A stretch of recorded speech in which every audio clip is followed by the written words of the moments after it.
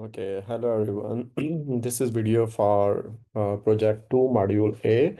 So the project has been released the day before yesterday, but I was not able to upload the video. So this is the video for the project 2 module A, and on the canvas you can find the description of the project. So first you need to download this description, make sure you read it and you understand it clearly before writing any code.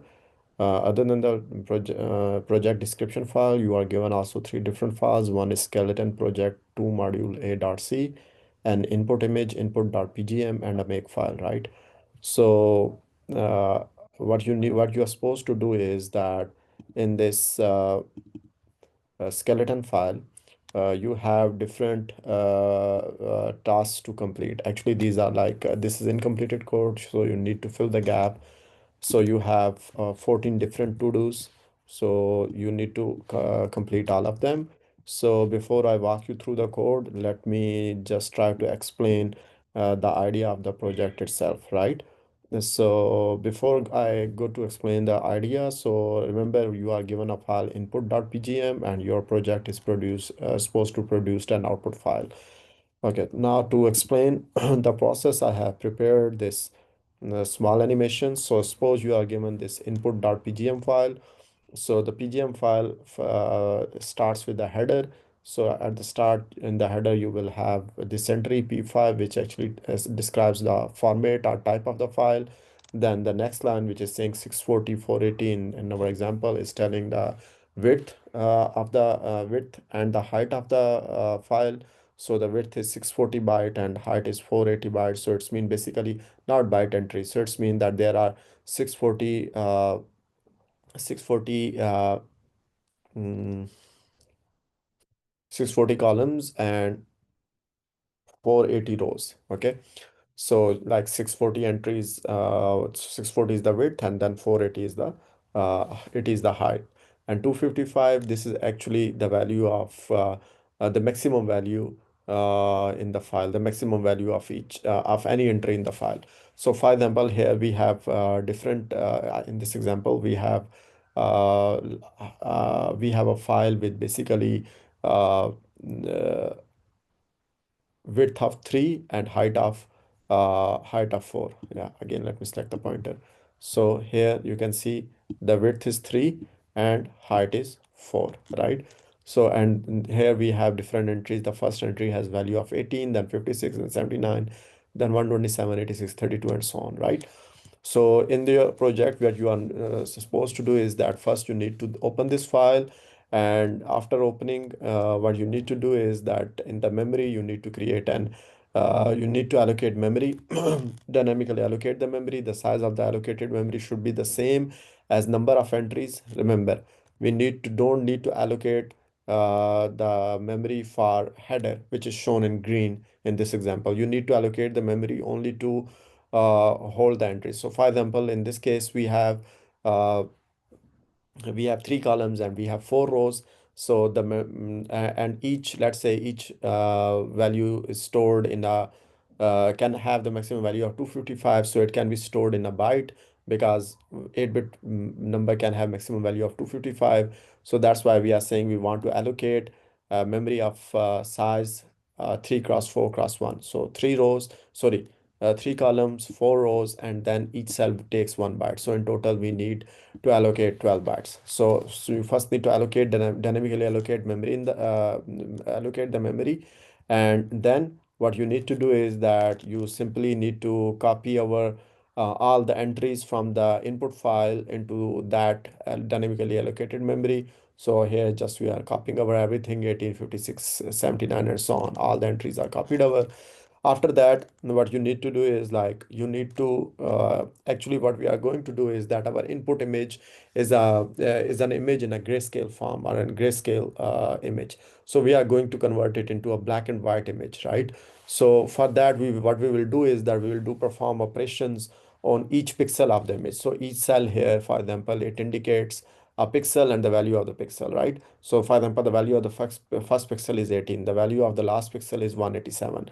So we want to convert this image into black and white image, by doing the pixel operations. And what pixel operation we are going to do, it is known as thresholding.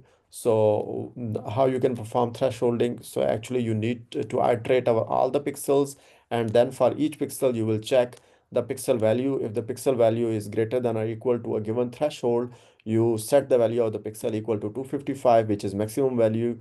And if it is less than threshold, then you set the value of the pixel equal to 0, which is the minimum value, right? So when you do, let's say if we do this with a threshold value of 128, then our dynamically allocated memory will have, after performing the thresholding, will have these new values. All the cells will be zeros, and only three cells will have a value of 255. Actually, these three cells, 220, 139, and 187. So they have a value of 255, and all the cells have value of 0. So the other thing you need to do is that once you have mm, for example here, once you have read the file into the memory, after that you need to close the file, input file, right? Because you don't need it anymore. After that, you perform the pixel operations, you get the new values.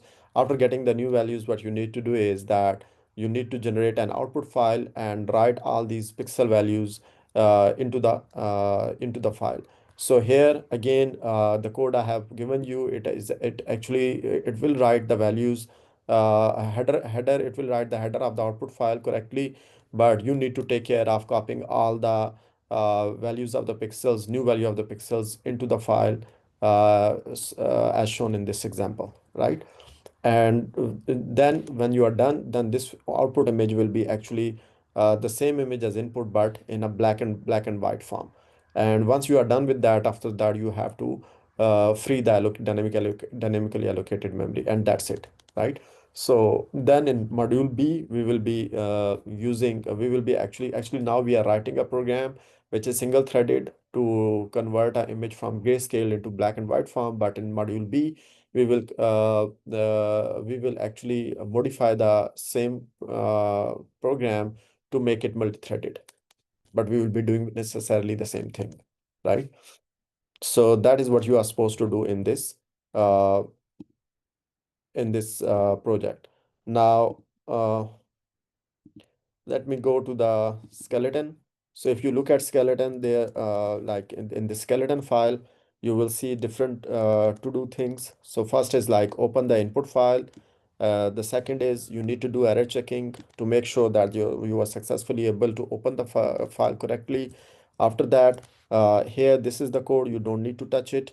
This code is responsible for reading the header of the input file.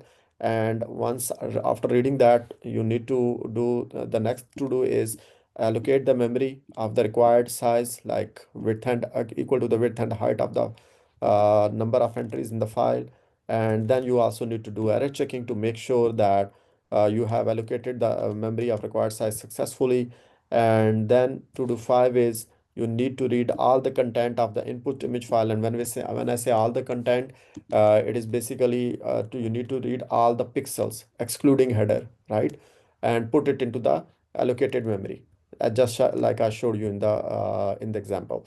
And then you also need to do error checking to make sure that you have successfully written those pixel values into the allocated memory.